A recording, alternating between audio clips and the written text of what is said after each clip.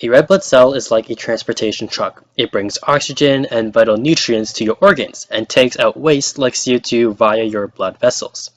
In essence, your organs need a steady flow of blood in order to function properly.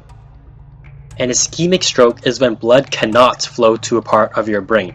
As the body is no longer able to maintain proper blood flow to the brain, parts of your brain begin to die.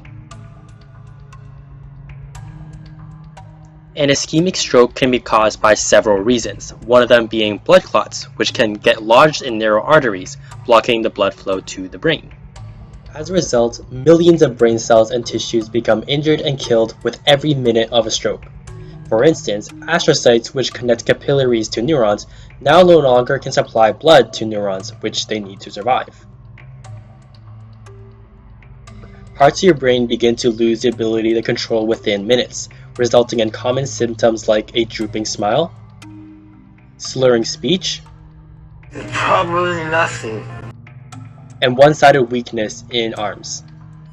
If a stroke remains untreated, it can lead to permanent brain damage or even death. Some people are more susceptible to ischemic strokes than others. Almost 2/3 of all strokes happen over the age of 65 as circulatory issues increase with age.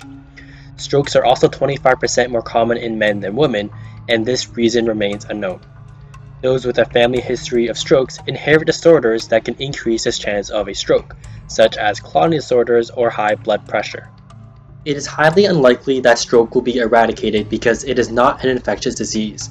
However, we can treat it by using tissue plasminogen activator, also known as TPA, to dissolve clots in an ischemic stroke. Blood clots are typically held together by a structure called fibrin, and plasminogen is bound to this fibrin.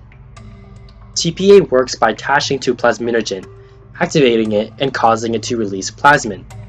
The plasmin then initiates the breakup of molecules in the fibrin, allowing the clot to dissolve.